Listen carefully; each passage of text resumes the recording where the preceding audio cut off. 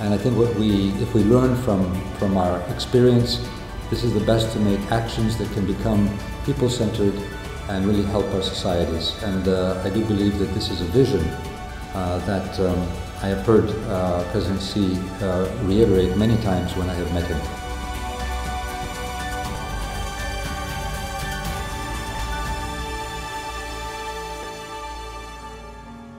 George Papandreou, who served as Greek Prime Minister from 2009 to 2011, has met Chinese President Xi Jinping for many times.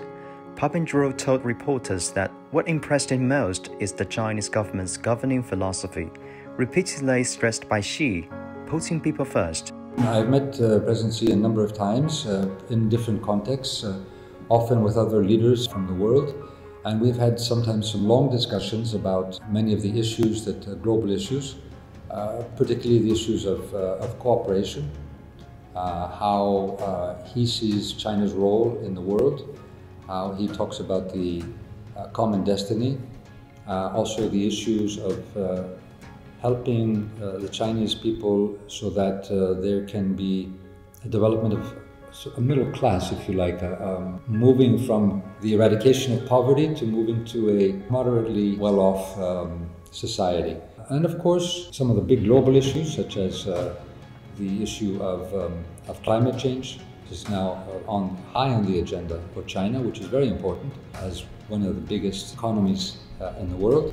And also, there are many new issues which I think we all are discussing, and of course we have also mentioned these often with President Xi, such as the digital age, the issues of peace in the world and how we can cooperate in this new world, and how we can make sure that the rivalries that exist in geopolitics are dealt with in a peaceful manner and not through force or violence or conflict. I view the idea of a shared future for mankind as absolutely necessary, and I think this is a very important approach that President Xi has talked about, not only in China, and I've heard him in speeches when we have had meetings on the Belt and Road project, but also in a famous speech he gave in Davos, talking about the need for an open global economy and multilateralism, at a time when many countries were retreating into their own borders and fearing this openness. If we look at what we have today, the pandemic, for example, it is obvious that we cannot deal with these global challenges without working together. This is just one of the many examples. Climate change is another. The refugee issue is another. We need to therefore strengthen multilateralism, which basically means we work together on the basis of some common principles.